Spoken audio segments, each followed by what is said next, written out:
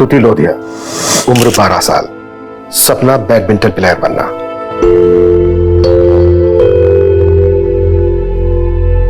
शगुन लोधिया, उम्र 16 साल, सपना फैशन डिजाइनर बनना।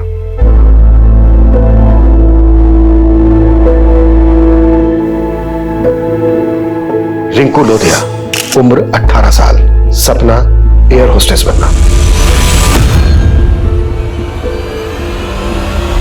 नमस्कार, मैं हूं दिव्यांका त्रिपाठी दहिया। आपका स्वागत करती हूं क्राइम पेट्रोल सतर्क विमेन अगेंस्ट क्राइम की श्रृंखला में। कहा जाता है कि माहौल बदल रहा है, लड़कियां हर क्षेत्र में आगे आ रही हैं, लेकिन देखा जाए तो ये टीवी में, सोशल मीडिया पे ज्यादा हो रहा है। असल में ऐसा नहीं लगता कि अभी भी कई मानसिकताएं पिछड़ी हुई हैं? कई बार लड़कियां समाज के इस पिंजरे को तोड़कर बाहर आने की कोशिश कर रही हैं, लेकिन वो औरों की सड़ी गली सोच को नहीं बदल पाती। और ये उनका दुर्भाग्य नहीं है, ये औरों के गुनाह हैं जो उनके रास्ते का रोड़ा बन जाते हैं। कई बार लोग इसे कड़वा सच बोल के चुप हो जाते हैं, लेकिन असल में हमारी खामोशी विषैलेपन को बढ़ा देती है।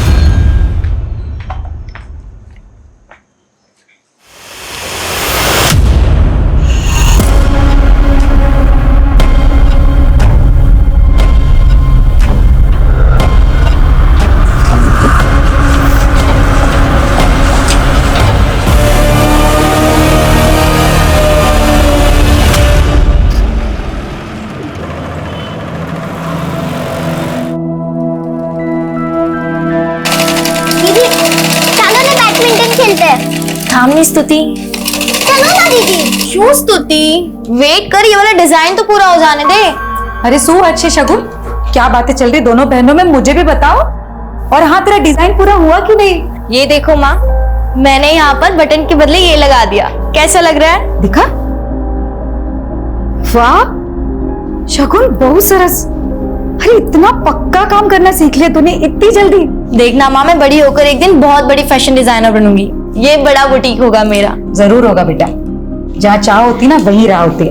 और पता है, जो मेहनत करते हैं ना उन्हीं के सपने पूरे होते हैं। और पता है तुझे, तेरा ये जो मेरी तो किसी को पड़ी ही नहीं है, मुझे कोई भी मोटिवेट नहीं करता है। देखो नानी माँ बोली, मुंह क्या टेढ़ा हो रहा है? हाँ अरे बेटा मेरा, मेरी सबसे बड़ी उम्मीद है ना तुझी से, समझी? और माँ के लिए तो सारे बच्चे एक बराबर होते हैं, कोई भेदभाव नहीं होता। रिंकू दीदी कहाँ है? बाय।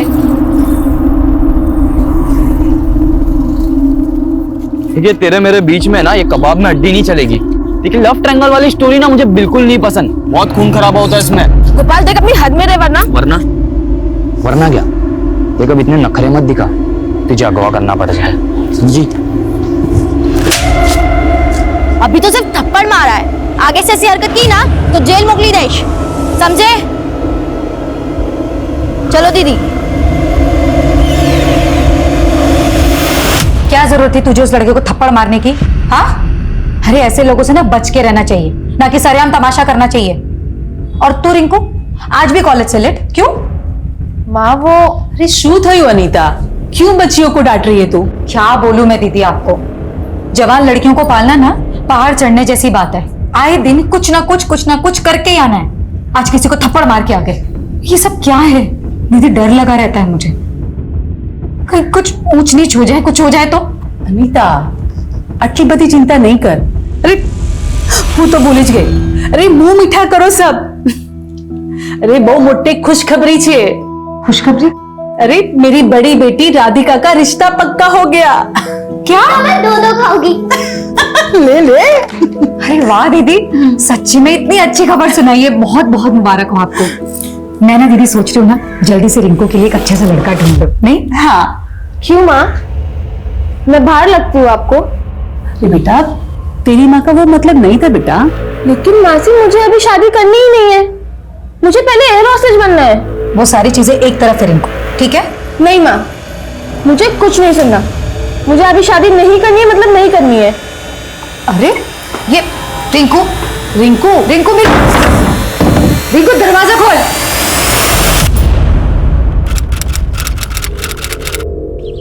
स्तुति, शगुन, रिंकू, खाना बना दिया है मैंने, ठीक है? खा लेना टाइम से।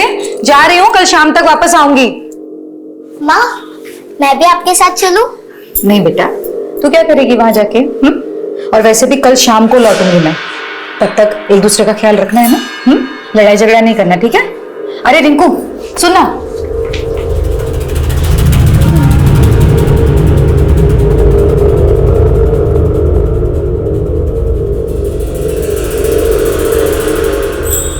जाने से पहले कोई माँ को बाय बोलेगा या नहीं? माँ आप जाइए, मैं देख लूंगी। बाय मम्मा। बाय बाय बेटा।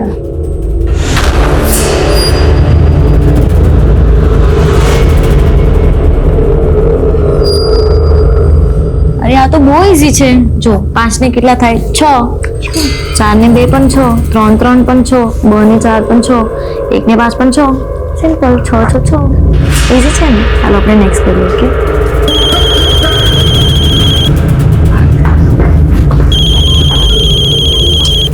वो कहाँ हो? मैं तो दिल्ली में हूँ रिंकू बेटा। पप्पा। तुमको क्या लगा मैं सूरत आ गया? अरे नहीं पप्पा, वो कैसे हो आप? मैं ठीक हूँ बेटा, तुम कैसी हो? हाँ पापा, मैं अच्छी हूँ। आप कब आ रहे हो? स्तुति बेटा। शगुन बात कर रही हूँ ना। पहले मुझे बात करनी है ना पापा मुझे से। बात करनी है। अरे तुम लोग झगड़ो मत, मैं सबसे बात करूंगा। पहले ये बताओ मम्मी कहाँ है? पापा मम्मी तो बुटीक का सामान लेने राजकोट गई हैं। क्या मतलब तुम लोग घर में अकेली हो क्या?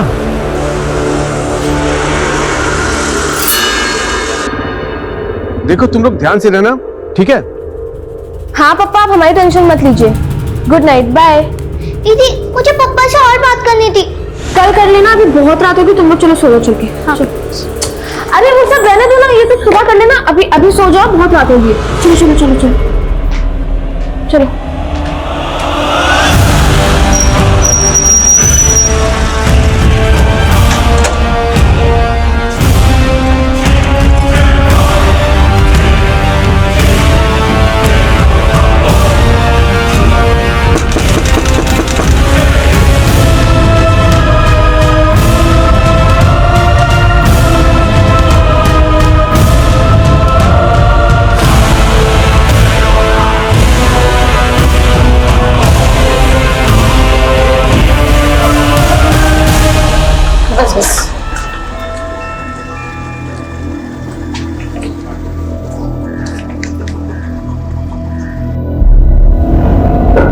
अरे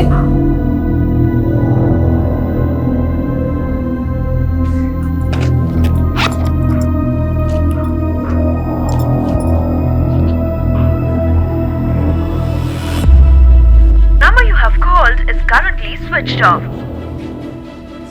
नंबर भी बंद है। बिट्टू।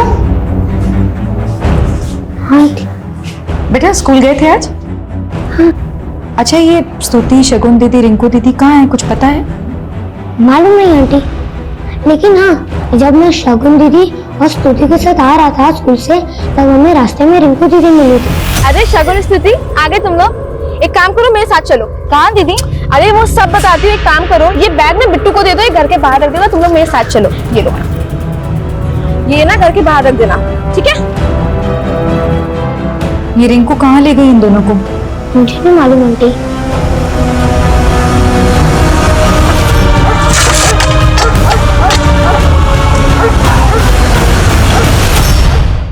उमंग, आधी उम्र तो तूने शादी किए बिना ही निकाल दी। तेरे आगे पीछे भी कोई नहीं है। जो अरे कवारा रहेगा तो बूढ़ापा कैसे निकलेगा? क्या आरती बहन आप भी, अब उसके बारे में अभी से क्यों सोचूं? जब बुढ़ापा आएगा देख लेंगे। आरती दीदी, आरती दीदी, स्तुति, शगुन और रिंकू यहाँ आए हैं क्या? ना અહીંયા નથી આવી। हे भगवान, दीदी ये तीनों लड़कियों का कुछ अता पता नहीं है।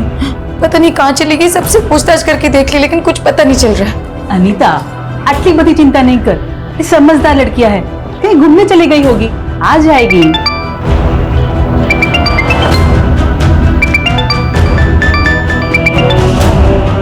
हाँ अनीता, कुछ पता चला उनका? नहीं, आरती दीदी के यहाँ भी नहीं है। अरे कितनी बार कहा है तुम्हें, उन्हें अकेला छोड़कर मत जाया करो, लेकिन तुम कल रात से गायब थी। अरे लेकिन दोपहर तक तो साथ थी ना तीनों। स्तुति और शगुन स्कूल भी गई थी।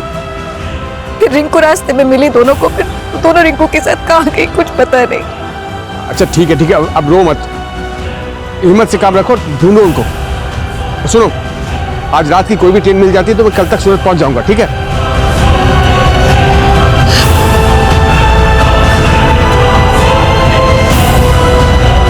तो यही आपकी बड़ी बेटी रिंकू है ना? आपकी छोटी लड़कियों को यही लेके गई है, इसमें घबराने की क्या बात है? लेकिन सर दोपहर से शाम हो गई, इन लोगों का कोई अता पता नहीं है और रिंकू का फोन भी बंद आ रहा है। हो सकता है तीनों बहनें कहीं फिल्म देखने गई हो और आप लोग यहाँ बेकार में परेशान हो रही हैं। आप लोग घर जाइए, घूम फिर के आ जाएंगी तीनों।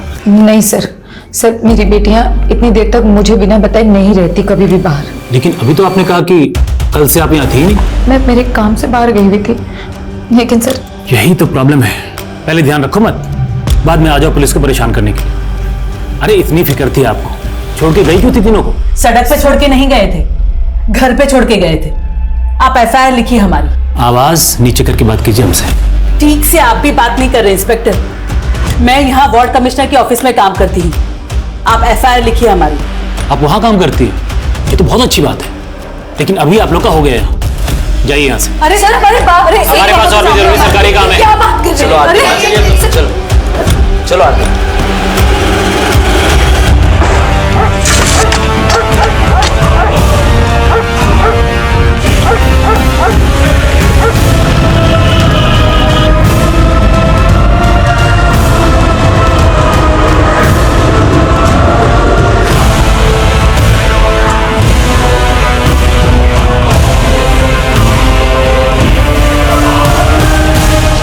अनीता, संभाल तारी जात ने। अनीता,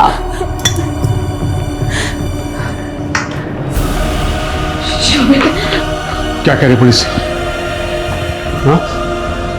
क्या कहेगी? एफआईआर भी नहीं लिखी उन लोगों ने। पता नहीं शोभित हमारी बेटियां कहाँ होंगी, किस हाल में होंगी, कैसी होंगी।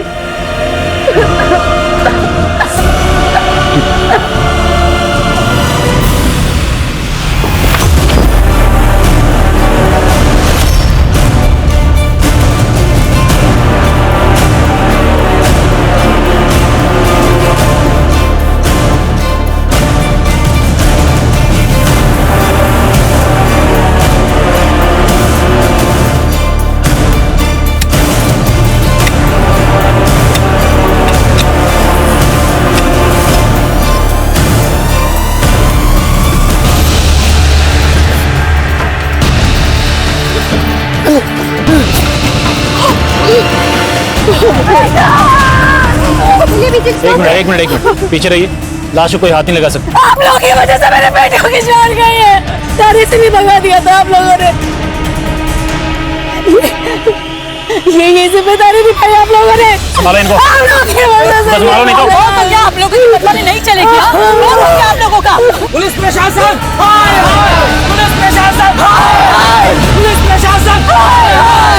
ए, लेके चलो बॉडी, बॉडी लेके चलो। पुलिस प्रशासन, हाय हाय! हाय हाय! हाथ नहीं लगाना मेरी बेटियों को। हाथ नहीं लगाना मेरी बेटियों को। नहीं खो चुके हैं हम। अब हमारी बेटी रिंकू को ढूंढ के लाके दो।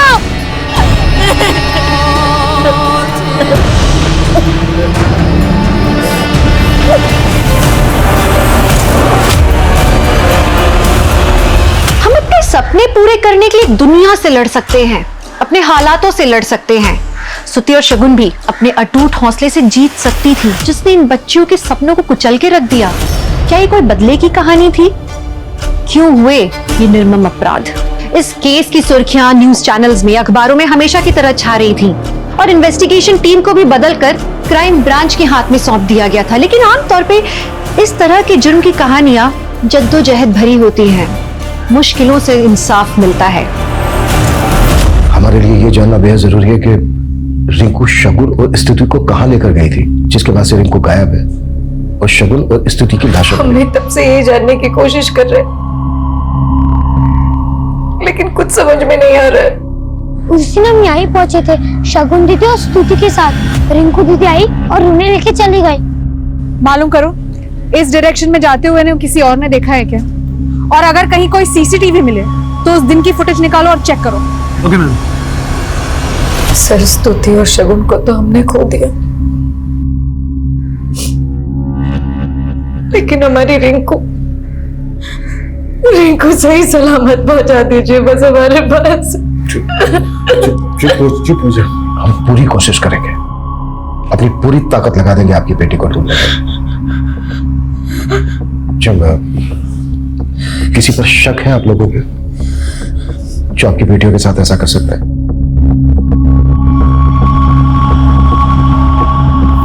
नहीं सर। एक लड़का है सर, एक नंबर का आवारा लड़का है सर वो। कुछ दिन पहले मेरी बेटी रिंकू के साथ बदतमीजी करने की कोशिश की थी उसने, और इसके लिए शगुन ने उसे थप्पड़ भी मारा था। अभी तो सिर्फ थप्पड़ मारा है, आगे से ऐसी हरकत की ना तो जेल मोकली देश। चलो दीदी।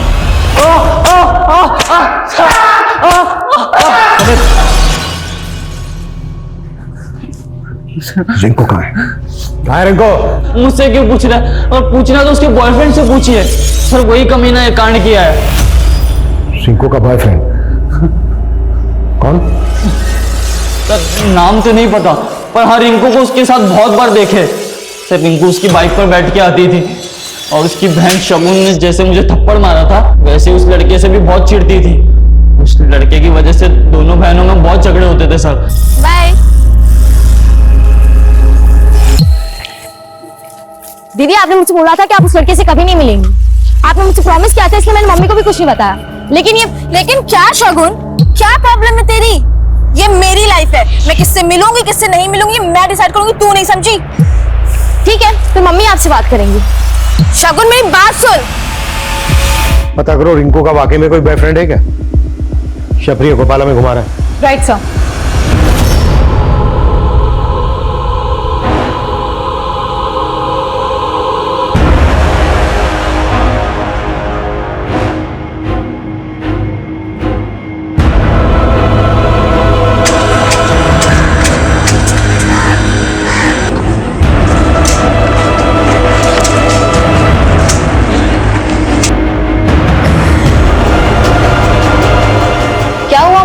बहुत चुपचाप लग रही हो।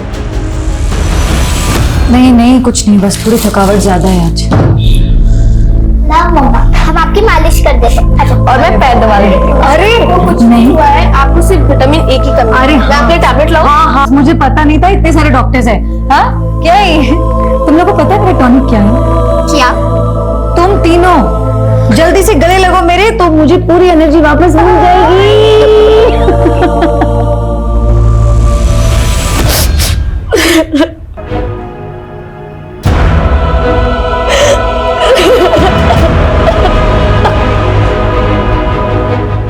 अब रोने से क्या फायदा?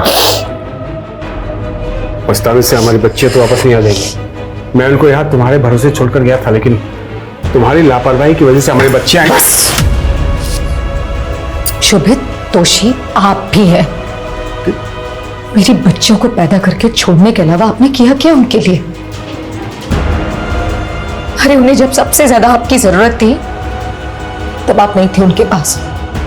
आपके गैर जिम्मेदारपन की वजह से मेरी बच्चों ने भुगता। जिम्मेदार आप भी हैं।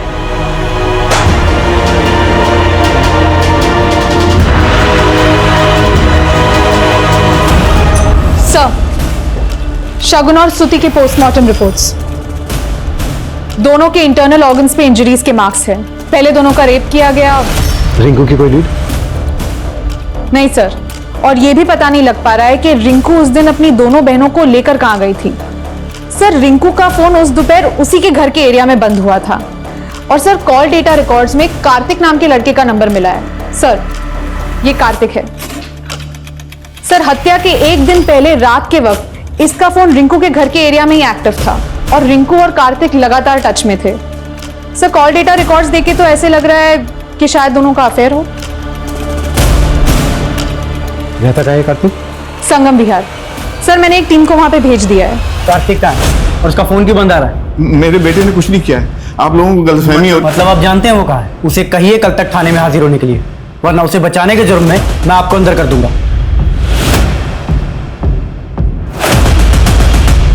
क्या ये आप क्या कह रहे हैं सर?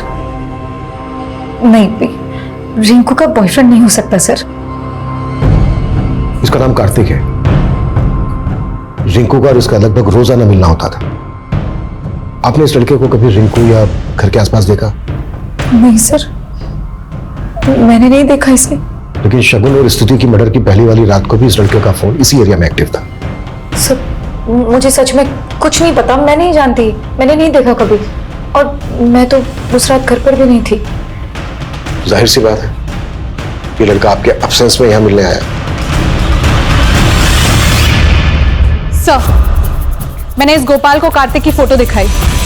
उसका कहना है कि वही लड़का है जिसकी वजह से रिंकू और शगुन के बीच में झगड़े हो रहे थे। और सर, शगुन रिंकू को ये धमकी दे रही थी कि वो उसका ये राज अपनी मां को बता देगी। लेकिन रिंकू की मां का तो कहना है कि उन्हें रिंकू के अफेयर के बारे में कोई भनक तक नहीं थी। सर, हो सकता है कि रिंकू को इस बात का डर था कि शगुन ये राज अपनी मां को बता देगी। शायद इसीलिए कार्तिक और रिंकू दोनों मिलकर भाग गए और उन दोनों ने रिंकू की दोनों बहनों का रेप भी हुआ है। हाँ, एक बार को ये हो सकता है कि कार्तिक की रिंकू की दोनों बहनों पे भी नजर हो। कैसे भी करके हमें इस कार्तिक को ढूंढना होगा। फिलहाल ये कार्तिक इस केस में राजदार नजर आ रहा है।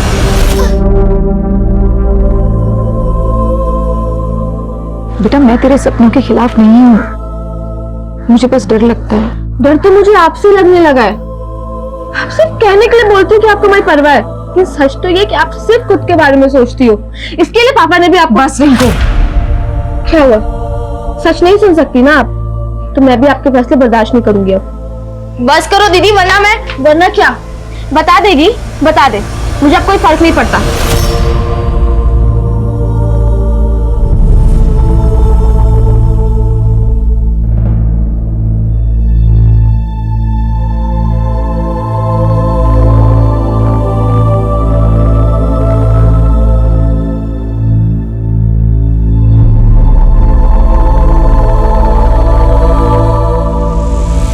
सर, आप लोग खामा का मुझ पर शक कर रहे हैं सर। मैं भागा नहीं था, हूँ तो हमारा मामा ना घरे गए तो सर।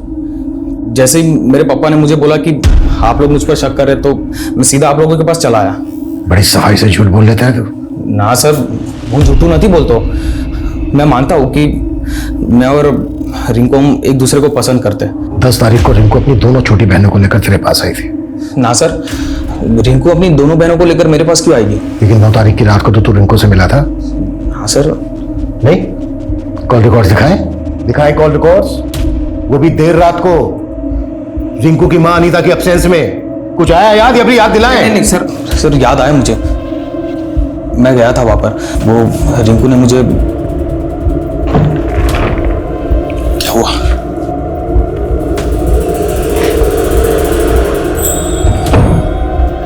यार रिंकू मुझे इतनी रात को यहाँ पर क्यों बुलाया? कार्तिक, मेरी मम्मी मेरी शादी करना चाहती हैं और शायद राजकोट भी वो मेरे लड़का देखने ही गई हैं। उन्होंने मेरी शादी की ना तो मैं सुसाइड कर लूंगी। एक काम करते हैं, तुम ना मेरे साथ भाग चलो, हम दोनों शादी कर लेते हैं। नहीं कार्तिक, मुझे अभी शादी नहीं करनी है। मैंने कहा ना, मुझे एयर होस्टेज बनना है। आई नो रिंकू, लेकिन तुमने तो मुझे अभी बोला कि तुम्हारी मम्मी तुम्हारी शादी करवाना चाहती है। फिर क्या तुम एयर होस्टेज बन पाओगी? दीदी, मैंने कभी सोचा भी नहीं था कि आप इतने गिर जाओगे। मम्मी के एब्सेंस में आप इसके साथ। वो मेरी बात तो सुनो। कार्तिक, अभी तुम जाओ यहाँ से। रिंकू, अभी तुम जाओ यहाँ से। सर फिर मैं वहां से चला गया था। उसके बाद क्या हुआ मुझे नहीं मालूम सर। और अगले दिन भी मेरी रिंकू से कोई बात नहीं हुई थी सर। आप चाहे तो चेक कर ही सको। चाहता ये तो प्लानिंग थी तेरी।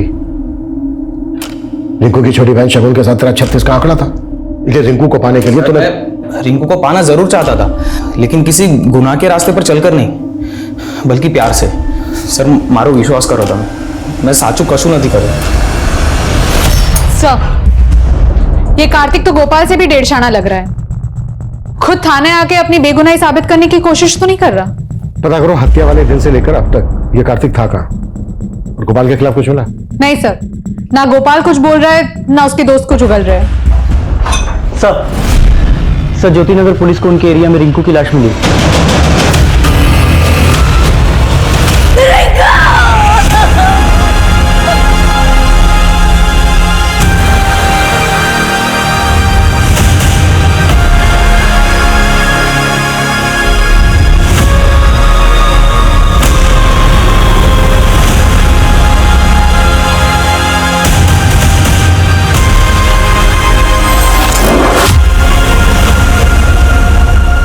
स्तुति लोधिया, उम्र 12 साल, सपना बैडमिंटन प्लेयर बनना। शगुन लोधिया, उम्र 16 साल, सपना फैशन डिजाइनर बनना। रिंकू लोधिया, उम्र 18 साल, सपना एयर होस्टेस बनना। ये तीनों ही लड़कियां बहुत ही एम्बिशियस थी। जिस माहौल में ये पढ़ी बढ़ी, उसके हिसाब से इनके सपने बहुत बड़े थे। हो सकता है किसी को इन बच्चियों के सपनों से जलन हो, इनकी फैमिली से दुश्मनी हो, जो इनका रेप और मर्डर करके निकाली गई। सर लेकिन अनीता और शोभित ने गोपाल के अलावा किसी और पे शक नहीं जताया। यही तो मुझे भी खटक रहा है। जिस तरह से इन तीनों बच्चियों को रेप करने के बाद मारा गया, ये गहरी रंजिश की तरफ इशारा करता है।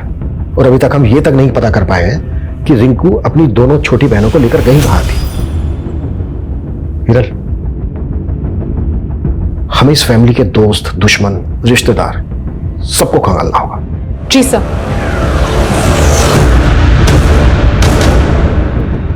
क्यों मारा मेरी बेटियों को? हाँ, क्यों मारा मेरी बेटियों को? मुझसे दुश्मनी थे ना, मुझे मारता था। उनका क्या कसूर था? उनको क्यों मारा है? मेरी बेटियों को मारा, क्यों मारा मेरी बेटियों को? सर, मैंने बच्चियों की फैमिली के बारे में पता किया। बच्चियों का फादर शोभित पिछले 8 साल से दिल्ली में रह रहा था और इन 8 सालों में वो कभी वापस लौट के नहीं आया। लेकिन बच्चियों के गायब होने के बाद अचानक से वापस आ गया। और सर, अनीता पास ही के मोहल्ले में अपने ससुराल वालों के साथ रहती थी, लेकिन पिछले 6 साल से वो भी अपनी बेटियों के साथ अलग रह रही है। अनीता ने अपना ससुराल क्यों छोड़ा? कोई खास वजह? सर, मैंने खबरियों को इस काम पे लगाया है, लेकिन सर वजह जरूर कोई बड़ी रही होगी। अनीता की बेटियों के मरने के बाद अनीता के ससुराल वाले एक भी बार उसके पास नहीं गए। ये दोनों पति पत्नी ना अपने अंदर कुछ छिपाकर बैठे, इतनी आसानी से निकलने नहीं देंगे।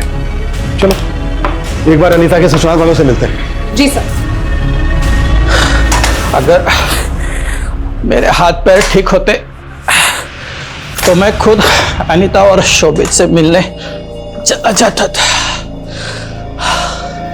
लेकिन बेटा तू तो ठीक है ना, तुझे जाना चाहिए उससे मिलने।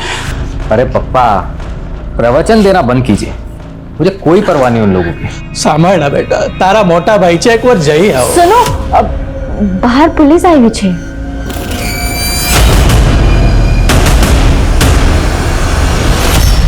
हम घर गए थे आपके फादर ने कुछ बताया हमसे? आप क्या पता है सर आपको? यही कि आप काम के चक्कर में बाहर चले गए थे और आपके बाहर जाने के बाद अनीता जी ने अपना ससुराल छोड़ दिया। वो ससुराल छोड़ के यहाँ आ गई रहने, जबकि ससुराल पास में ही है। आपके जाने के बाद उनके लड़ाई झगड़े होने लगे थे। अच्छा अनीता जी, किस बात को लेकर आपकी ऐसी लड़ाई हुई थी, झगड़ा हुआ था कि आप अपना ससुराल छोड़कर यहाँ आ गए? ऐसा कोई झगड़ा या लड़ाई नहीं थी, वो बस क्या वो मतलब छोटी मोटी बात में कहा सुनी होती है, बस वैसी। ठीक है।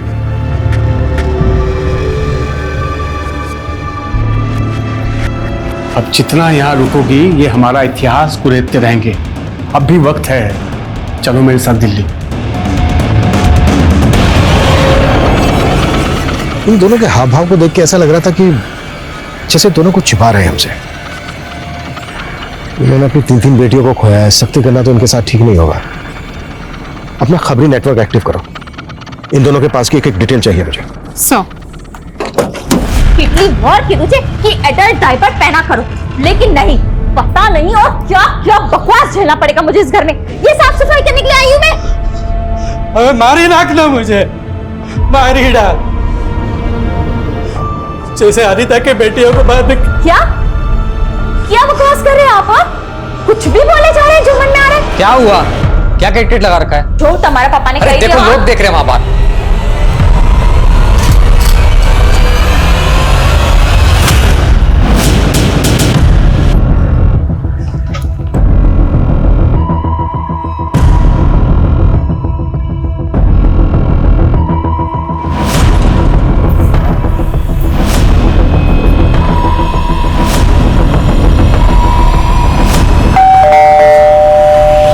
हमसे ये बताइए कि आप हमसे छिपा क्या रहे हैं? वो सब मैं सब तुझसे डरने वाला नहीं हूं मैं। ये बोझ लेकर मरूंगा भी नहीं, सब कुछ सच सच बता दूंगा मैं। रामचरण जी, आपको किसी से डरने की जरूरत नहीं है। आप सच बोलिए, पुलिस आपके साथ है। अनीता ने मेरी बहुत सेवा की थी सर, इसलिए मैंने सोचा था ये सब कुछ अनीता और उसके बेटियों के नाम कर दूंगा। लेकिन शोभित के दिल्ली जाने के बाद अनीता और उसकी दोनों बेटियां इनकी नजर में चुभने लगी थी। चुप कर, पहले भी उनके खाने में जहर मिलाकर उन्हें मारने की कोशिश की थी तुमने। अरे शू थयो, बच्चे इतनी वोमिट क्यों कर रही है? मैंने नहीं खबर, जाके पूछ लो क्यों अरे बेटा क्या हुआ बेटा?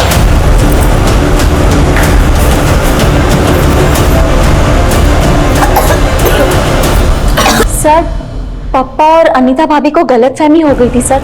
हाँ सर, मैं तो खुद डॉक्टर को लेके आया था इलाज करवाने के लिए। डॉक्टर ने खुद बोला था कि फूड पॉइजनिंग की वजह से उनको उल्टी हुई है, लेकिन अनीता भाभी और पापा मानने को तैयार ही नहीं है और अनीता भाभी घर छोड़ के चली गई। जब वो घर छोड़ के चली गई उसके बाद तुमने प्रेशर डाला इनके ऊपर कि ये सारी प्रॉपर्टी तुम्हारे नाम कर दें, इनको बेदखल कर दें, यही हुआ ना? नहीं सर, मैंने ऐसा कुछ भी नहीं किया सर। पापा ने तो खुद शोभित भाई को जायदाद से बेदखल कर दिया था और शोभित भाई तो खुद अनीता भाभी को धोखा दे रहे थे। कैसा धोखा? सर, शोभित भाई का यतिन नाम के आदमी की बीवी के साथ चक्कर चल रहा था। उन्होंने हमें मुंह दिखाने के काबिल नहीं छोड़ा। मेरी बीवी की तरह दोबारा आंख उठाई ना, छोड़ी क्यों तमाशा कर रहे हो? छोड़ी छोड़ी। हाँ साहब, ये बात सच है कि शोभित की हरकतों की वजह से हम बहुत परेशान थे, लेकिन यतिन भी कोई सीधा आदमी नहीं है। कुछ दिनों बाद उसकी बीवी गायब हो गई थी। लोगों का मानना है कि यतिन ने ही अपनी बीवी को जान से मार दिया था। हाँ सर, यहाँ तक कि वो यतीम तो अनीता भाभी, उनकी बेटियां और हम सबको मारने के लिए यहाँ गया था। इसीलिए तो पापा ने शोभित भाई से सारे रिश्ते खत्म कर दिए थे। सुनो अनीता, जल्दी करो। हाँ, 4 घंटे के बाद दिल्ली की ट्रेन है। मैं एक काम निपटा के आता हूँ, तुम पैकिंग करके रेडी रहना, ठीक है? सर, अनीता ने हमें बताया कि शगुन और स्तुति के मर्डर के एक दिन पहले वो राजकोट में थी, लेकिन उसका फोन तो बड़ौदा में एक्टिव था। What? जी सर। और सर, अनीता को एक उमंग नाम के आदमी का अक्सर कॉल आता था और सर, उमंग की फोन की लोकेशन अनीता के साथ बड़ौदा में ही एक्टिव थी। ये उमंग है कौन? सर, उमंग अनीता की बड़ी बहन आरती के यहाँ पे काम करता है। और सर, हमें एक और बात पता चली है, यतिन की बीवी काफी टाइम से गायब है और इसकी भी भनक मिली है कि यतिन की बीवी का शोभित के साथ अफेयर था और कुछ टाइम पहले शोभित ने यतिन के साथ मारपीट भी की थी क्योंकि उसको शक था कि यतिन ने उसकी बेटियों को मारा है। ये बात ना तो हमें शोभित ने बताई और ना ही अनीता ने। और अनीता ने हमें यह तक नहीं बताया कि अनीता और उसकी बेटियों को जहर देकर मारने की कोशिश की गई थी। और अब अनीता का उमंग के साथ अफेयर होने का क्लू मिल रहा है।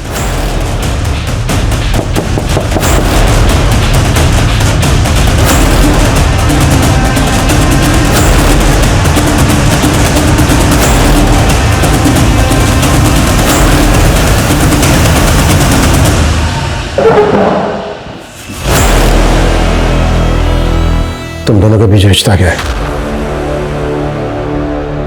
सर, मैं आरती दीदी से मिलने उनके ऑफिस जाया करती थी, इसलिए इन्हें अच्छे से जानती हूँ। तुमने हमसे पहले कहा कि तुम राजकोट गई थी, बाद में हमें पता चलता है कि तुम उमंग के साथ बड़ौदा में थी और वहां पर एक साथ एक ही होटल के एक ही रूम में रुके। अब ये बिल्कुल मत कहना कि तुम लोगों के बीच कोई रिश्ता नहीं है। सर, रिश्ता दोस्ती का है। शोभित ने कभी मेरी फिक्र नहीं की, मुझे मेरी बेटियों के साथ अकेला छोड़कर दिल्ली चला गया और फिर बरखा की वजह से मुझे मेरी बेटियों के साथ अकेले रहना पड़ा। और एक अकेली औरत पर हर कोई नजर काटता है सर, ऐसा मेरे साथ भी हुआ।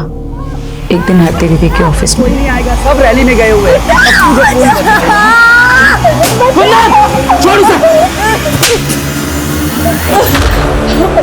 और फिर उमंग जी ने मुझे बचाया। आरती दीदी भी वहां आई और फिर कुंदन को जेल भिजवाया उन्होंने। सर, वो कमीना आज भी जेल में है, लेकिन क्या क्या लेकिन? वो जेल में ये बोल के साबित क्या करना चाहते हो? कहीं ऐसा तो नहीं है कि तुम्हारी बेटियों को तुम दोनों के रिश्ते के बारे में पता चल गया था इसलिए तुम दोनों कैसी बातें कर रहे हैं आप? ऐसा सोच भी कैसे सकते हैं? मैं अपनी बेटियों के साथ ऐसा कुछ क्यों करूंगी? शोभित के बारे में तुम्हारा क्या कहना है? शोभित का यतिन की बीवी के साथ अफेयर था? मुझे ऐसा लगता था, लेकिन शोभित हमेशा ये कहते कि उनका कोई चक्कर नहीं था। लेकिन उन्हें शक था कि यतिन ने कहीं मेरी बेटियों को। शोभित का है भैया?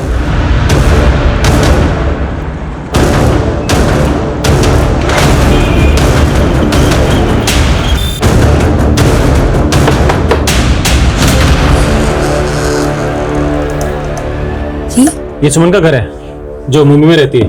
अब आप यहाँ पे क्या लेने आए? सुमन का 4 दिन पहले मुंबई में मर्डर हो गया।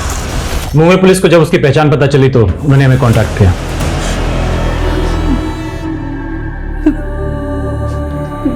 ये सब अचानक कैसे हो गया?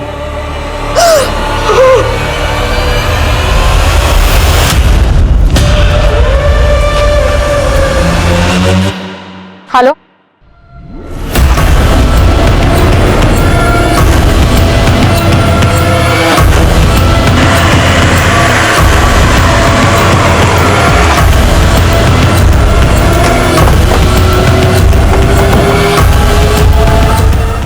सर, शोभित के बारे में सारी इंफॉर्मेशन निकाली है मैंने। शोभित दिल्ली के भजनपुरा इलाके में रहता है अपनी दूसरी बीवी के साथ। दूसरी बीवी? जी सर। और सर ये दूसरी बीवी और कोई नहीं बल्कि यतिन की वाइफ प्रभा है। और सर अनीता की मर्डर वाली रात शोभित ने दिल्ली जाने वाली ट्रेन पकड़ी थी। शोभित को यहाँ उठा के लाओ। प्रदीप, उमंग, यतिन, इन सबको हाजिर करो। इन सबके पास अनीता की बेटियों को मारने का मोटिव है। इन सबसे सख्ती से पूछताछ करनी होगी। तुझे पता था कि शोभित तेरी बीवी प्रभा के साथ दिल्ली में रह रहा था, तो तूने उसके पूरे परिवार को यहाँ खत्म कर दिया? नहीं मैडम, मारना होता तो मैं शोभित तो प्रभा को मारता। उनके परिवार से मेरी क्या दुश्मनी थी? सर मेरी बेटियों के साथ जब ये हादसा हुआ तो मैं यहाँ था भी नहीं सर, मैं तो दिल्ली में था सर। देखिए मैडम, मेरा इससे कोई लेना देना नहीं है। मैंने तो बस इंसानियत के नाते अनीता की मदद की थी। माना कि मैंने अनीता और उसकी बेटियों का हक छीना है, लेकिन मैंने उसे मारा नहीं है। सर एक इन्फॉर्मेशन मिली है, अनीता की बड़ी बहन आरती की बेटी सुमन का मुंबई में मर्डर हुआ। व्हाट? जी सर। सर सुमन आरती की छोटी बेटी है और मुंबई में मेड का काम करती थी। यहाँ अनीता और उसकी 3 बेटियों का मर्डर हो जाता है और वहाँ मुंबई में अनीता की ही बड़ी बहन आरती की बेटी का मर्डर होता है। इन दोनों केसेस में कोई कनेक्शन तो नहीं है? मुंबई पुलिस से कांटेक्ट करो। सुमन मर्डर केस की एक डिटेल चाहिए मुझे। Right sir.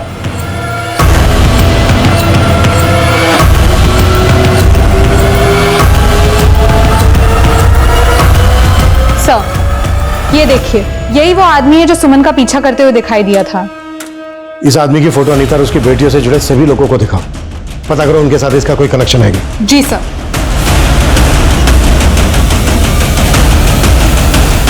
क्या तुम इसे जानते हो?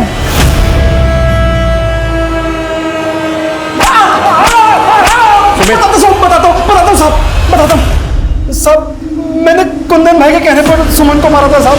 मैंने कुछ भी नहीं किया साहब, कुछ भी नहीं पता किया हमने, काफी समय से पैरोल पर बाहर था और जगताप ने हमें यह भी बताया कि उसने तेरे कहने पर सुमन को मारा है। अब ये बता तूने सुमन को क्यों मरवाया? आरती और उसकी बेटियों को क्यों और किससे मरवाया?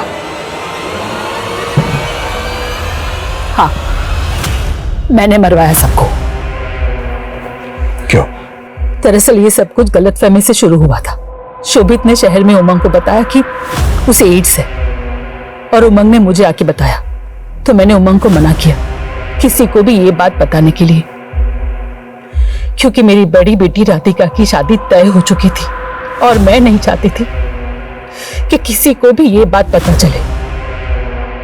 इसीलिए मैंने चारों को मरवाने का सोच लिया और कुंदन को भी मैंने ही पैसे दिए थे। मैं एक साथ चारों को मरवाना चाहती थी, लेकिन मुझे नहीं पता था कि अनीता घर पे नहीं है। और मैं रास्ते में रिंकू से मिली और फिर रिंकू अपनी बहनों को बुला कर लाई। फिर मैं उन लड़कियों को आगे ले गई जहां मैंने उन लड़कियों को कुंदन के हवाले कर दिया, लेकिन कुंदन ने उनका रेप भी किया और बड़ी बेटी को अपने पास रख लिया अय्याशी की। और फिर मेरे डांटने पर कुंदन ने रिंकू को भी मार डाला और उसके बाद अनीता को भी मरवाया। अपनी खुद की बेटी सुमन को क्यों मरवाया? कि शोभित की एड्स की बात छुपाने के लिए मैंने ही लड़कियों को मरवाया था, लेकिन मुझे डर था कि सुमन किसी के सामने अपना मुंह ना खोल दे। एक औरत, एक मां के नाम पर बदतुमा दाग हो तुम मेरी नजर में। वो जीवन ही क्या जो डर डर के जिया जाए। कुछ परिस्थितियां ऐसी होती है जिसके आगे इंसान बेबस होता है, जैसे HIV, एड्स।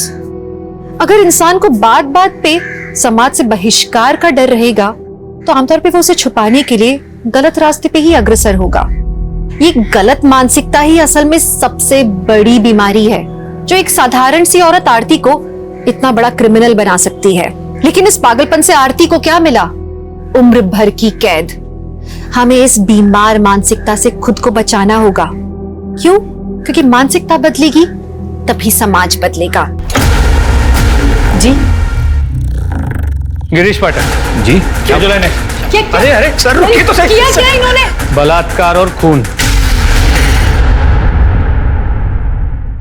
नमस्कार, मैं दिव्यांका त्रिपाठी दहिया क्राइम पेट्रोल सतर्क विमेन अगेंस्ट क्राइम की श्रृंखला में आपका स्वागत करती हूँ। आज दुनिया बहुत तेजी से आगे बढ़ रही है।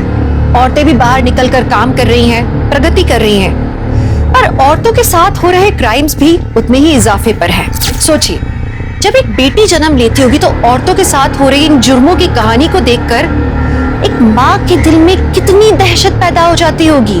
औरतों के साथ हो रहे रेप, अत्याचार और मॉलेस्टेशन को देखते हुए कुछ परिवार अपनी बच्चियों को बचाने के लिए किसी भी हद तक जाने को तैयार हो जाते हैं। हमारी आज की कहानी मीरगंज, उत्तर प्रदेश की है, जहां एक परिवार ने अपनी बेटी को बचाने के लिए कुछ एक्सट्रीम कदम उठाए, पर उसका अंजाम वैसा था नहीं जैसा उन्होंने सोचा था।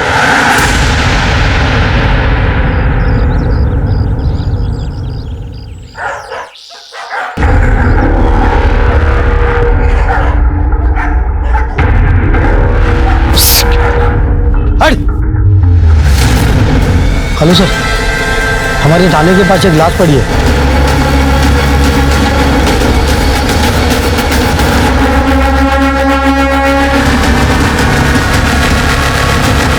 लड़की की उम्र कुछ 15-16 साल की ही है। सर,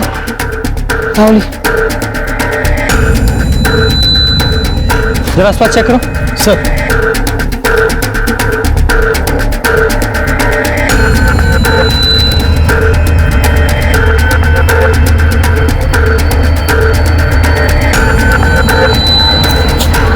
तेरे आसपास का पूरा इलाका देख लिया, कुछ भी ऐसा नहीं मिला जिससे उसकी शिनाख्त हो सके। यहाँ जमाना आ गया। भला बताओ, अब तो पुलिस स्टेशन के बाहर भी मर्डर होने लगे हैं। हमें तो लगता है कि अगली बार कहीं थाने के भीतर ना हो जाए। हो सकता है। चल निकल निकल चल। हाँ निकल। सर, लड़की की हालत देख के लगता है इसके साथ रेप हुआ। बॉडी को पोस्टमार्टम के लिए भेजो और सारी मिसिंग कंप्लेंट देखो, शायद लड़की की कोई डिटेल्स मिल जाए। सर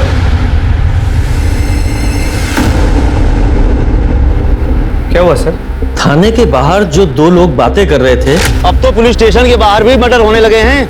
मेरे दिमाग से निकल नहीं पा रही। थाने के सामने लाश का मिलना हमारे लिए बड़े शर्म की बात है। सर, कातिल जो कोई भी है, उसने ऐसे करके बहुत बड़े वाला रिस्क लिया। अगर एक कातिल चाहता ताकि शिनाख्त ना हो पाए, लेकिन उसने ऐसा नहीं किया। क्यों? सर, मुमकिन है कि ये लड़की मीरगंज की हो ही ना। ऐसा लगता है कातिल मिसाल बनाने के लिए हमें चैलेंज कर रहा है कि मुझे पकड़ के दिखाओ। सर, जो जानकारी मिली है उस हिसाब से मीरगंज, यहाँ तक कि बरेली में भी कोई मिसिंग कंप्लेंट नहीं है 15-16 साल की लड़की। 24 घंटे और इंतजार करते हैं। जी सर।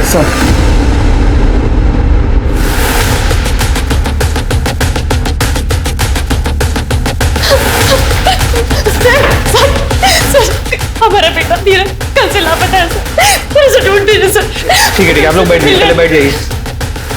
उसे नहीं मिले सर। साहब, हमारा नाम मुकेश मिश्रा है और ये हमारी पत्नी सुमन। हम लोग गोमती नगर में रहते हैं। हमारा 12 साल का एक बेटा है धीरज। ये उसका फोटो है साहब, ये कल से लापता है साहब। धीरज के पास कोई फोन है? नहीं नहीं सर। साहब। सर, हमको लगता है कि वो वो सूरज के साथ कहीं भाग गया है। कौन सूरज? सर एक मिनट, क्या आप सूरज गौड़ के बारे में बात कर रहे हैं? हाँ हाँ, आप सूरज को कैसे जानते हैं? सर ये देखिए, सूरज गौड़ की माँ सरोज गौड़ कल रात को 3 बजे यहाँ पे आई। साहब, हमारा बेटा सूरज आज शाम को 6 बजे मार्केट के लिए निकला था कुछ सामान लाने के लिए। अभी तक लौटा नहीं है। हमने सब जगह ढूंढ लिया। आप मदद कीजिए, कहीं उसके साथ कुछ। देखिए आप शांत रहिए, अपने दोस्तों के साथ कहीं गया होगा। लेकिन साहब, उसका तो बस एक ही दोस्त है, हमारे पड़ोसी का बेटा धीरज। सूरज के पास कोई मोबाइल है? नहीं। उसकी कोई फोटो?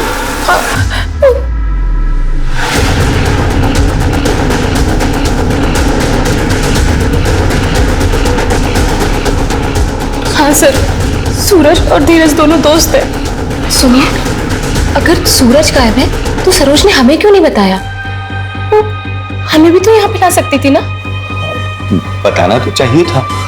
अच्छा, ये धीरज जा कहाँ सकता है? आपने अपने रिश्तेदारों से या उसके दोस्तों से पूछा है? हाँ साहब, हमने अपने रिश्तेदारों को फोन लगाया। वो दिल्ली और लखनऊ में रहते हैं, लेकिन उनको भी कुछ नहीं मालूम। साहब, सूरज और धीरज दोस्त थे और सूरज भी गायब है, तो हो सकता है दोनों साथ में ही हो। घर में कोई बात हुई थी? कोई लड़ाई, कोई झगड़ा या कोई अनबन जिस वजह से धीरज ने घर छोड़ दिया हो?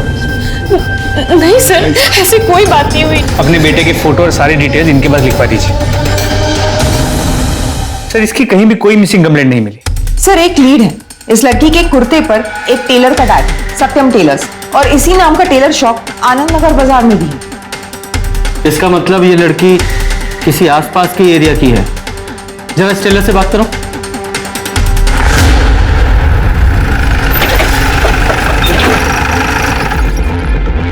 ये कुर्ती इसी दुकान की है ना? हाँ, हम फोन करते हैं। हाँ मैडम, लेबल तो हमारी दुकान का है और ये हमने ही सी है। क्या बात है मैडम? मर्डर का मामला है। किसने सिलाई थी ये कुर्ती? मैडम, ये किसकी है कैसे बता सकते हैं? ये ऐसे अनगिनत हमने सी दी है। हाँ, लेकिन रसीद तो कटाते होंगे। हाँ हाँ मैडम, ये देखिए है ना रसीद, और ये इसी साल का है।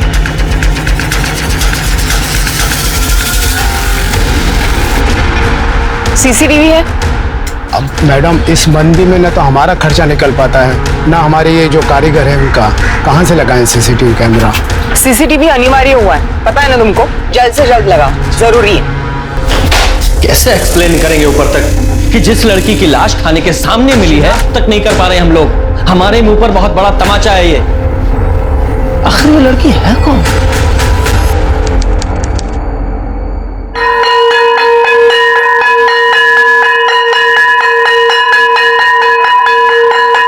अरे सूरज की चलने की चाल तो देखो, कैसे मटक मटक के चल रहा है। अभी देखना, सूरज शर्मा जाएगा। यार तुम लोग थकते नहीं हो क्या? रोज रोज एक ही बात।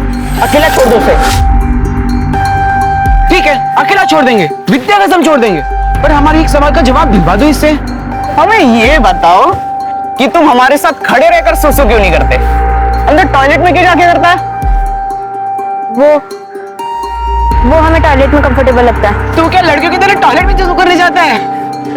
ऐसा क्या है तुम्हारे पास जो कि हमारे पास नहीं है? छोड़ो उसे, परेशान मत करो। अमित भैया, पंकज भैया, वो लोग फिर उसे छेड़ रहे। हटो। चलो, बस हो गया, निकलो अभी। सूरज, अरे ये तो भागता भी लड़कियों की तरह है। चल यार।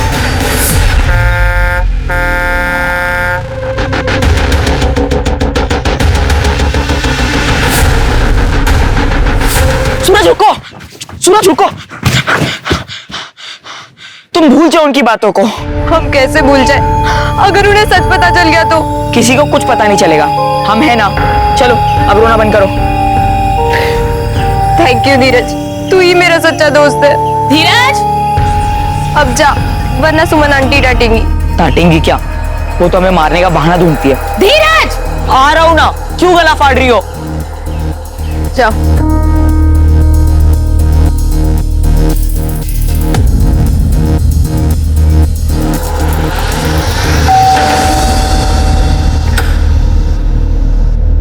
आ गया हमारा बेटा, आजा। तुम्हारे लिए हमारे पास एक सरप्राइज है।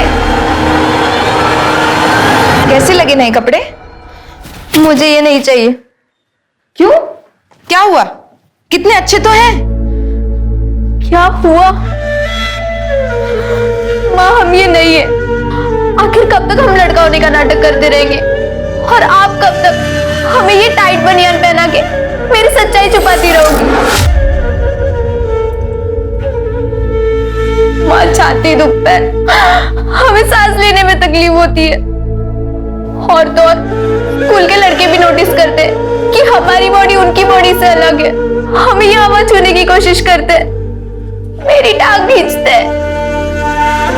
माँ हमसे ये लड़का बनने का नाटक अब और नहीं होता।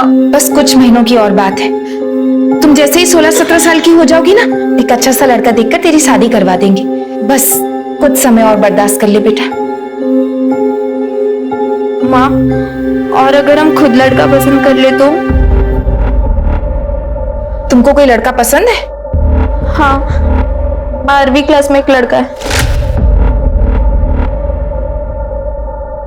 देखो, हमको पता है तुम मनोज को पसंद करती हो, पर मनोज का क्या? काश हमको पता होता कि वो हमें पसंद करता है या नहीं। इसका एक ही उपाय है हमारे पास। क्या? तुम खुद उससे पूछ लो। तुमने उसको बता दिया कि तुम लड़की हो?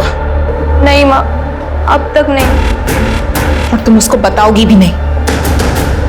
नहीं, लड़का तो हम ही पसंद करेंगे तुम्हारे लिए, एक अच्छा सा लड़का। माँ हम आपकी बात हमेशा मानते हैं, एक बार तो हमारी बात मान लो। हमने तो अपना सिलेबस पहले ही कंप्लीट कर लिया। कहा है ना, एग्जाम के पहले रिवीजन का अच्छा मौका मिल जाता है। मनोज, मुझे तुमसे कुछ बात करनी है। बोल। थोड़ी इम्पोर्टेंट है, साइड में आना।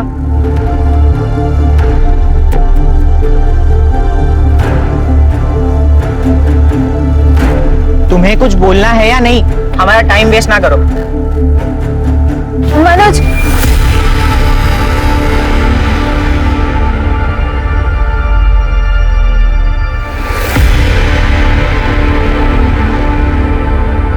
हम तुम्हारे लिए लाए थे चॉकलेट। मनोज भैया, अब तो हमें लगता है कि ये तो तुम्हारा चुम्मा भी लेकर रहेगा।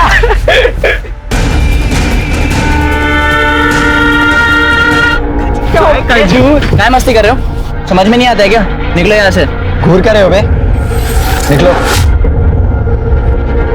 चल यार, एक खजूर देख लेंगे।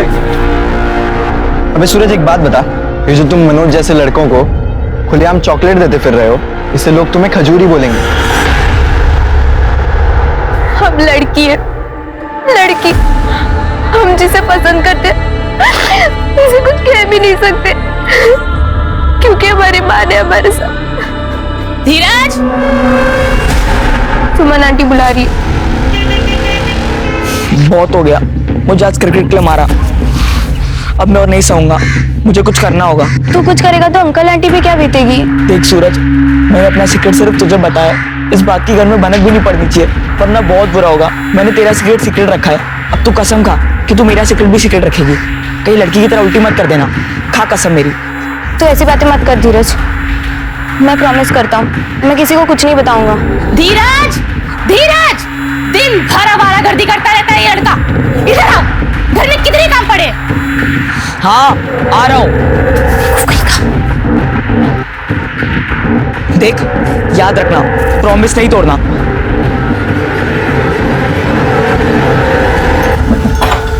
अरे तुम्हारे पास ही आ रहे थे, ये लो सब्जी ले आओ और सत्यम टेलर के पास भी चले जाना। पूछना सलवार कमीज बन के तैयार हुआ है या नहीं। सलवार कमीज? लड़की के कपड़े हमारे लिए? और नहीं तो क्या, हमारे लिए। एक रिश्ते की बात चल रही है तुम्हारे लिए। लड़के के घर वाले तुमको देखने आने वाले हैं।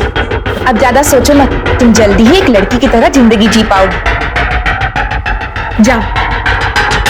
देखा आपने किस तरह एक माँ अपनी बेटी की जिंदगी और उसकी इज्जत बचाने के लिए इस तरह डेस्परेट हो गई कि उसने अपनी बेटी को एक लड़के की जिंदगी बिताने के लिए मजबूर कर दिया।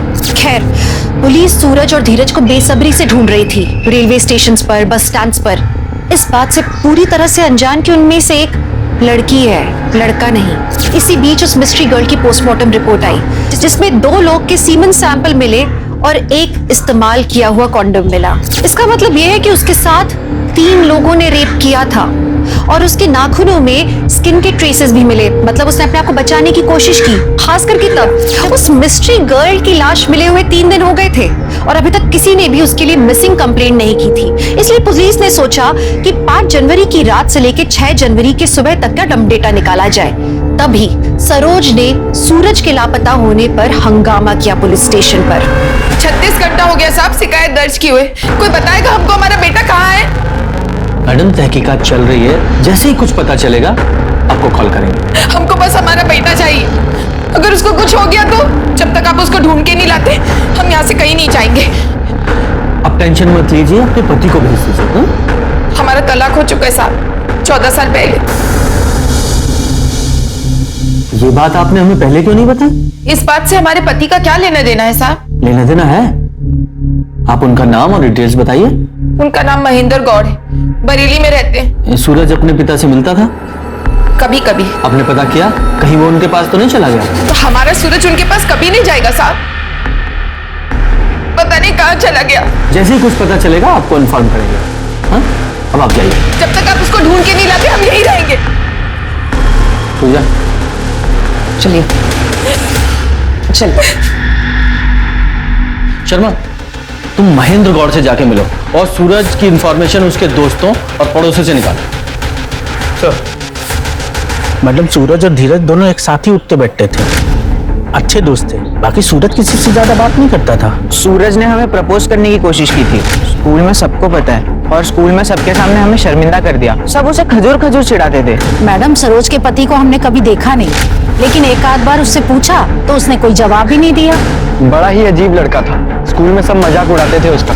कई बार धीरज के कहने पे हम दोनों ने उसकी मदद भी की थी। मैडम, सूरज और धीरज ना दोनों ज्यादा से ज्यादा साथ में रहते थे, इसलिए वो धीरज पे बहुत गुस्सा भी करती थी और मारती भी थी उसको। लेकिन धीरज सूरज का हमेशा साथ देता था, और अगर ये दोनों गायब हुए हैं तो साथ में ही होंगे।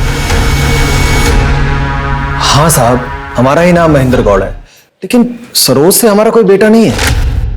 पर आपकी पत्नी सरोज ने अपने बेटे सूरज की मिसिंग कंप्लेंट फाइल की है। सूरज?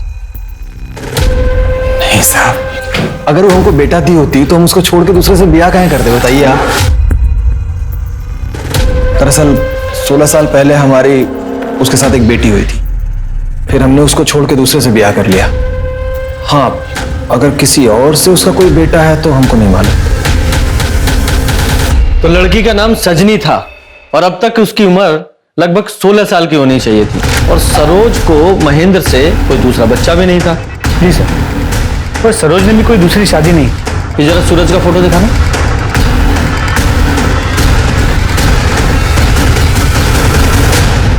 ये आप क्या कह रहे हैं साहब? सूरज लड़का ही है। सच बताइए, सच्चाई क्या है? डॉक्टर, लॉयर और पुलिस, इन तीनों से कोई बात नहीं छुपानी चाहिए। देखिए, अगर हमें आप पूरी बात नहीं बताएंगी तो हम आपकी मदद कैसे करेंगे? आप जितनी जल्दी सच बताएंगी हम उतना जल्दी सूरज को ढूंढेंगे। प्लीज। ये देखिए, ऐसा लग रहा है किसी लड़की को लड़के के कपड़े पहना दिए गए हैं। बताइए प्लीज। हाँ साहब, सूरज लड़की ही है। इसके पिता ने इसका नाम सजनी रखा था, मैंने बाद में बदलकर सुरीली रख दी। साहब, इसके पिता ने हमें घर से बेघर कर दिया था। हम नहीं चाहते थे कि जिस तरह हमारी बहन के साथ बलात्कार और हत्या हुआ था, हमारी बेटी के साथ भी ऐसा कुछ हो। इसलिए जब हम मीरगंज आए, ये कुछ 7-8 साल की थी तब। ये सब हम तुम्हारे भले के लिए कर रहे हैं बेटा। हमारी फ्रॉक क्यों उतार दी? क्योंकि ये कपड़े और एक नया नाम तुमको सारी बुराइयों से बचाएगा। ये एक ताबीज की तरह है बेटा। हमारा नया नाम क्या है? आज से तुम्हारा नाम है सूरज गौड़, सूरज, और तुम एक लड़का। अब से अगर कोई भी तुम्हारा नाम पूछे तो तुम कहोगे सूरज। क्या कहोगे? सूरज। सुरीली की कोई फोटो है आपके पास? हाँ साहब, हम उसके रिश्ते की बात चला रहे थे, इसलिए खिंचवाई थी।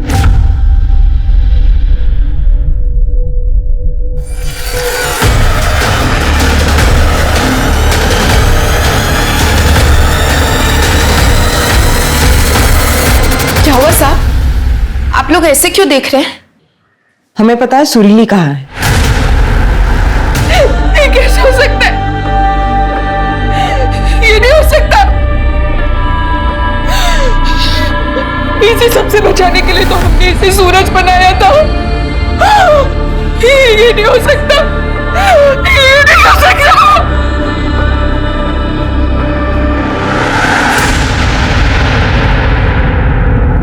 हमने तो हमारी बेटी को हमको 6 बजे बाजार भेजा था। मंडी से सब्जी और सत्यम टेलर के यहाँ से सूट लाने भेजा था, लेकिन वो वापस ही नहीं आई। ये धीरज और सुरीली दोनों दोस्त थे ना? उस दिन वो दोनों साथ में मार्केट पे थे, क्योंकि धीरज भी गायब है। सब सुरीली तो 6 बजे बाजार के लिए निकली थी और करीब 8 बजे हमने धीरज के रोने की आवाज सुनी थी और सुमन उसे डांट रही थी, हमेशा की तरह। सब सुमन धीरज की सौतेली माँ है। सुमन से मुकेश को एक लड़की भी है। सगे सौतेले का फर्क तो हो ही जाता है साहब। एक घर की सारी बातें धीरज सुरीली को बताता था। क्या धीरज को पता था कि सूरज सुरीली है, यानी कि लड़की है? नहीं साहब, हमारी बेटी ने ये बात किसी को नहीं बताई थी। पुलिस ने एक तीर से 2 निशाने मारे थे, मतलब 2 केसेस सॉल्व किए थे। उन्हें इस बात की पुख्ता जानकारी थी कि सूरज कहाँ था, क्योंकि सूरज ही सुरीली था। लेकिन पुलिस को अभी तक ये नहीं मालूम था कि धीरज कहाँ है। ये लड़का 5 तारीख को आपकी दुकान में आया था सूट लेने के लिए। हाँ हाँ आया था ये। इसकी माँ ने ना नाप दिया था और सूट भी तैयार था। ये उसी दिन लेकर चला गया। देखिए अच्छे से सोच के बताइए, इस लड़की की हत्या हुई। देखिए दिमाग पे थोड़ा जोर डालिए। क्या आपको कुछ भी याद है? वो अकेले आया था या किसी के साथ था? इतना तो याद नहीं है साहब, और ठीक से देखा भी नहीं। सच बोल रहा हूँ साहब। राम खिलावन। अरे साहब, ये सब्जी का थैला ये उस दिन आया था ना, तो काउंटर पर भूल गया था, और जब मैं देने गया तो अरे यार, अरे बेटा, ये आजकल के बच्चों को होश ही नहीं रहता। मैं चेहरा नहीं देख पाया साहब, और वो बाइक निकल चुकी थी तब तक। इस रोड पे आगे एक एटीएम है ना? हाँ हाँ साहब, है ATM। सर, ATM की CCTV फुटेज। सर ये रहे, बाइक पे 3 लोग। सर इन दोनों को मैं पहचानता हूं। बोलो, क्या किया सुरीली के साथ? कौन सुरीली? हम किसी सुरीली को नहीं जानते। सूरज को तो जानते हो?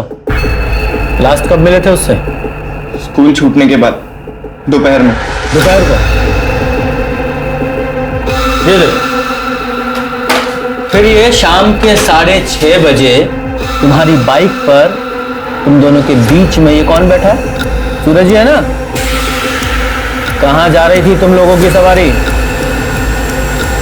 वो सर, हम बताना भूल गए।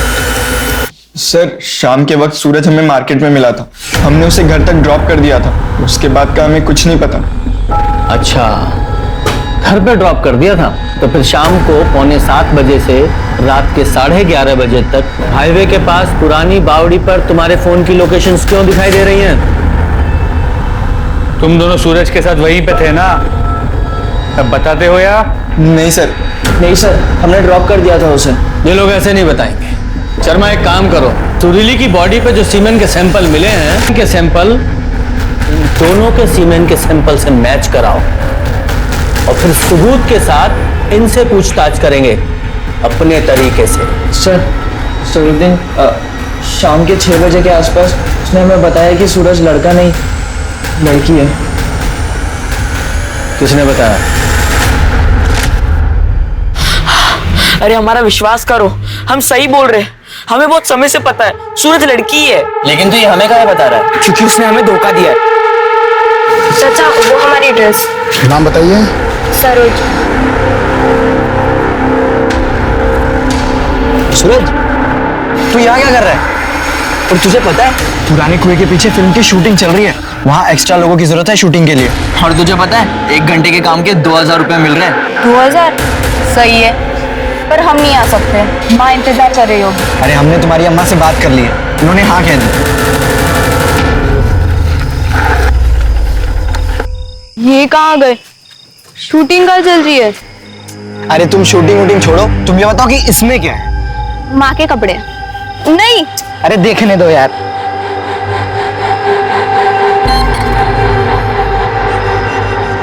ये तो सलवार सूट है और तुम्हारी अम्मा तो साड़ी पहनती है ना? हाँ वो देख,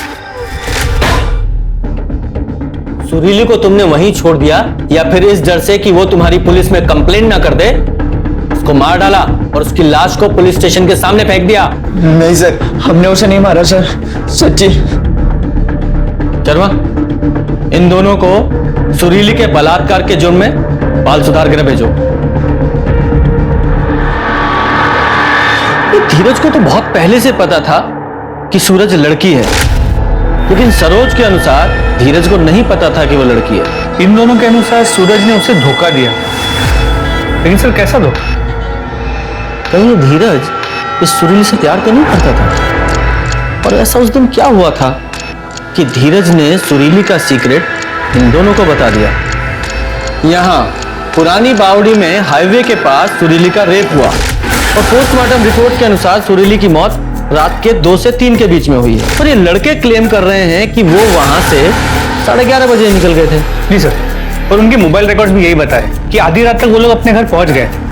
अगर ये मान ले कि इन दोनों लड़कों ने उसका मर्डर नहीं किया और रेप होने के बाद सुरीली हमारे थाने की ओर पैदल ही चली, तो उसे लगभग 1 घंटा लगना चाहिए या ज्यादा से ज्यादा 2 घंटे, यानी 1:30 बजे तक, यानी सुरीली की मौत से आधे घंटे पहले तक। यस, तो फिर सुरीली के साथ आधे घंटे में क्या हुआ? पुलिस जल्द से जल्द इस केस के तह तक पहुंचना चाहती थी। उन्हें यह तो मालूम चल गया था कि सुरीली के बॉडी में जो सीमेंट सैंपल्स मिले वो अमित और पंकज के थे, पर सुरीली का तीसरा रेपिस्ट जिसने कॉन्डम का इस्तेमाल किया था वो अभी तक एक मिस्ट्री बना हुआ था।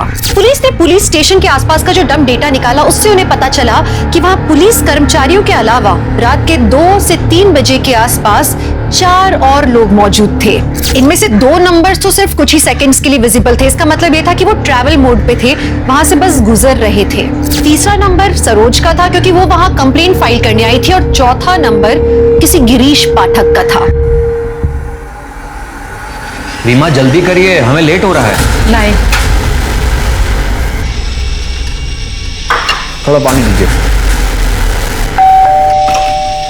आ गई महारानी। घर का सारा काम होने के बाद इसकी छुट्टी तो आज हम करते हैं। जी गिरीश पाठक जी, चलिए, बचा हुआ खाना हमारे साथ थाने में गई है। लेने। अरे अरे सर रुकिए तो सही। क्या इन्होंने? बलात्कार और खून।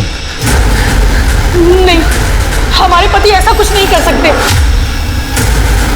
6 तारीख को इन्होंने एक 16 साल की लड़की का बलात्कार और खून किया है, वो भी हमारे थाने के पास।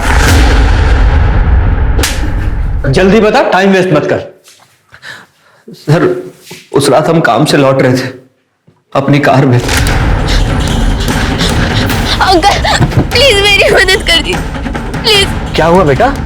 हमारे 2 दोस्तों ने और वो ट्रक अंकल ने हमारे साथ बहुत गलत किया है, प्लीज हमें घर पहुंचा दीजिए। आप घबराओ नहीं, आप गाड़ी में बैठो, चुप हो जाओ, पानी पियो।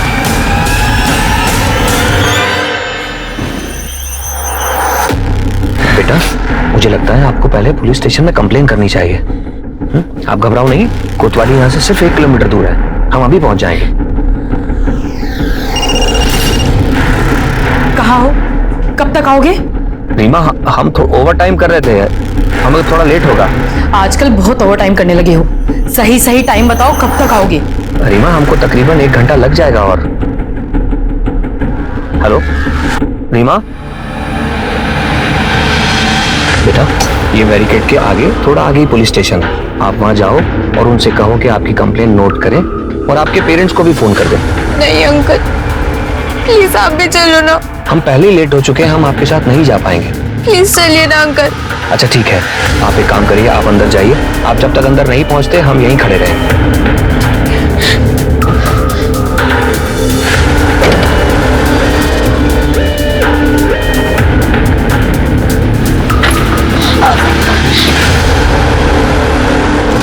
या फिर कार में तूने उसका रेप किया और हमें कहानी सुना रहा है? सर हमने ऐसा कुछ नहीं किया, बल्कि वो पुलिस स्टेशन जाने से पहले अपनी मम्मी से बात करना चाहती थी। उसने हमसे यह भी कहा कि वो फोन करके मम्मी को बुला रही है पुलिस स्टेशन। हमने तो खुद अपना फोन उसको दिया था बात करने के लिए। सूरज, हेलो हेलो हेलो माँ, मम्मी, हेलो। हम सच कह रहे सर। अच्छा, तो सुरीली के पुलिस स्टेशन में एंट्री करने तक तू वहीं रुका था? जी सर, हम वहीं थे। झूठ बोलता है। सुरीली कभी यहां पहुंची ही नहीं, उससे पहले उसका मर्डर हो गया और वो तूने किया है। जब तुझे लगा सर हमने तो उसे हाथ तक नहीं लगाया। वो ट्रक ड्राइवर और उसके दोस्तों ने उसके साथ बलात्कार किया, ऐसा उसने खुद हमसे कहा। सर हमने कुछ नहीं किया सर। तेरी इस कहानी का सच तो हम पता लगा ही लेंगे। लेके जाओ उसे अंदर डालो। इस सुरीली के नाखूनों में जो स्किन के ट्रेसेस मिले हैं, इस गिरीश के डीएनए से मैच कराओ। और जो इसने ट्रक ड्राइवर वाली कहानी सुनाई है उसे जरा क्रॉस चेक करो। हो सकता है किसी ट्रक ड्राइवर ने ही रेप किया हो। और ये पुरानी बावड़ी से लेकर हमारे पुलिस स्टेशन तक जितने भी ढाबे हैं, टी स्टॉल हैं या ट्रक रुकने के जितने भी स्पॉट्स हैं, सबको चेक करो। साहब पुरानी बावड़ी से लेकर के जो कोतवाली के बीच में इकलौती हमारी यही चाय की दुकान है। जो लोकल ड्राइवर हैं साहब, वो अक्सर चाय पानी पीने के लिए यहाँ आते रहते हैं। 5 की रात या 6 की सुबह यहाँ किस किस की ट्रक रुकी थी, कुछ बता सकते हैं? साहब उस रात को तो हाँ कोई 2-3 ट्रक थे साहब। उस रात यहाँ किसी लड़की को देखे थे 15-16 साल की? लड़की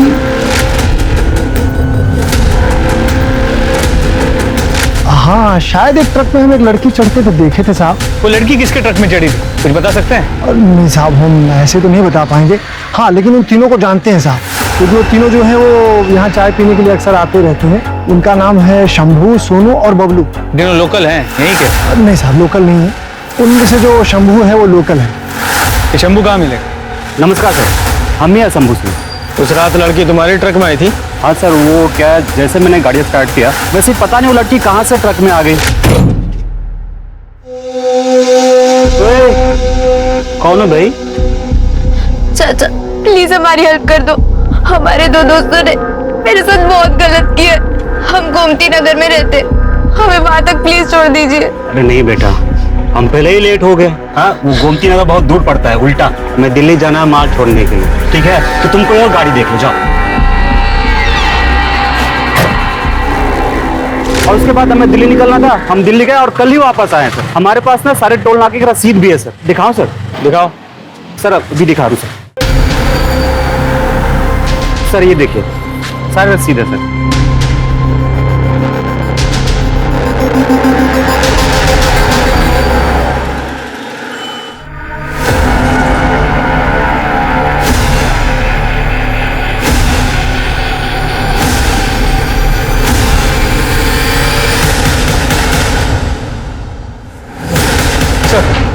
सर सुरीली के नाखूनों में मुझे स्किन के ट्रेसेस मिले। वो अमित, पंकज, गिरीश या शंभू किसी से मेल नहीं करते। और शंभू के बयान को भी वेरीफाई किया, वो सच कह रहा है। वो उस रात सच में दिल्ली गया और उसी रूट से गया था जो उसने बताया। तो उस रूट पे जितने भी टोल नाके, उनके सीसीटीवी कैमरा में उसकी गाड़ी दिखाई दी है। लेकिन असली सवाल तो वही का वही है कि वो तीसरा रेपिस्ट कौन है जिसने कॉन्डोम पहनकर सुरीली का रेप किया और उसका मर्डर कर दिया। और ये तीसरा रेपिस्ट गिरीश हो सकता है, जैसा कि उसकी बीवी ने उसके कैरेक्टर के बारे में बताया। हम नहीं करवाएंगे तुम्हारी जमानत और ना ही किसी को करवाने देंगे। तुम्हारी असली जगह नहीं सलाखों के पीछे ही है। झूठ बोला हमसे, ओवर टाइम का बहाना बनाकर। उस रात में तुमने यही किया ना उस बच्ची के साथ? हमने कुछ नहीं किया। और वो थाने के बाहर भी मौजूद था। और इसके अलावा ये सुरीली की मां सरोज वो भी थाने के बाहर मौजूद थी। ऐसा हो सकता है कि सुरीली का रेप होने के बाद वो गिरीश के पास से भागी और अपनी मां के पास आकर मिली जब वो कंप्लेन लिखाने थाने में आ रही थी। सूरज,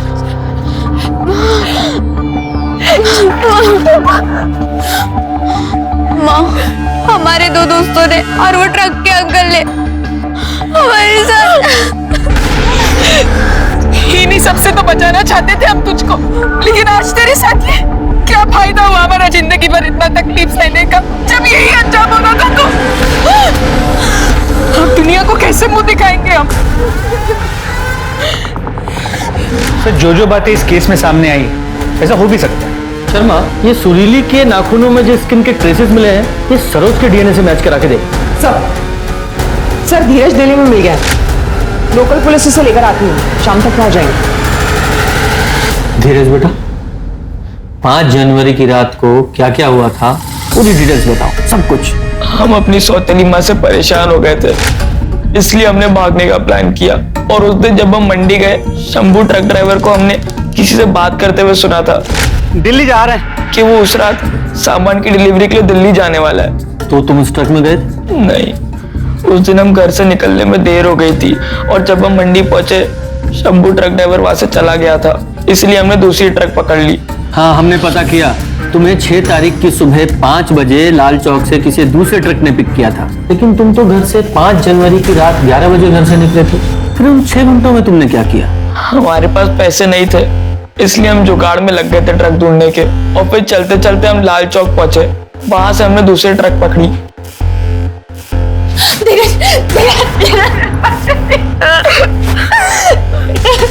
बेटा हमें माफ कर दे बेटा, वो तेरे साथ ऐसा बर्ताव कभी नहीं करेगा। और आगे से करना भी नहीं है। अगर मैंने ये शिकायत सुनी कि धीरज को आप लोगों ने मारा पीटा है तो अरेस्ट कर लिए जाओगे। जी सर, अब हम धीरज को घर ले जा सकते हैं? अभी नहीं, अभी इसका मेडिकल होगा। तू जा।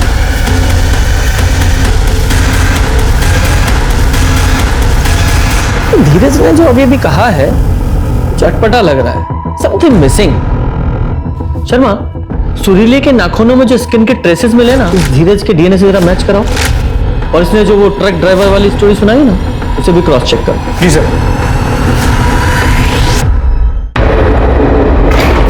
सर, धीरज ने हमें जो कहानी सुनाई वो झूठी है। मंडी से जब शंभू का ट्रक निकला तो वहां के एक लेबरर ने धीरज को ट्रक में चढ़ते हुए देखा है। सर, जैसे शंभू ने बताया, वो गोडाउन से माल भरने के बाद करीब 1 बजे हाईवे की तरफ निकला। 1:30 बजे वो ढाबे पे पहुंचे, तो 1:45 बजे सुरीली को मना करने के बाद वो वहां से निकला। तो सर, इस पूरे वक्त धीरज वहां ट्रक में ही था। तो उसने हमें जो कहानी सुनाई लाल चौक तक चल के जाने और वहां से दूसरा ट्रक पकड़ के दिल्ली जाने की, पूरी तरह झूठी। Sir DNA report.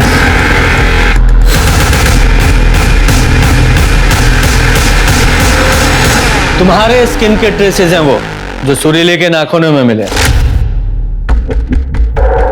इसका मतलब जानते हो ना? देखो बेटा, चुप रहने से कोई फायदा नहीं है, ज्यादा टाइम वेस्ट मत करो, शुरू हो जाओ, बोलो। हमने एक दूसरे के सीक्रेट को सीक्रेट रखने का प्रॉमिस किया था। हमने किसी को नहीं बताया कि वो लड़की है, वो भी नहीं बताई कि हम अपनी सौतेली माँ की पिटाई से बचने के लिए दिल्ली भाग रहे हैं। लेकिन उस दिन जब हमारी माँ ने हमें क्रिकेट खेलने के लिए मारा, हमने सुरीली को सब सच बता दिया और ये बता दिया कि हम आज दिल्ली भागने वाले हैं।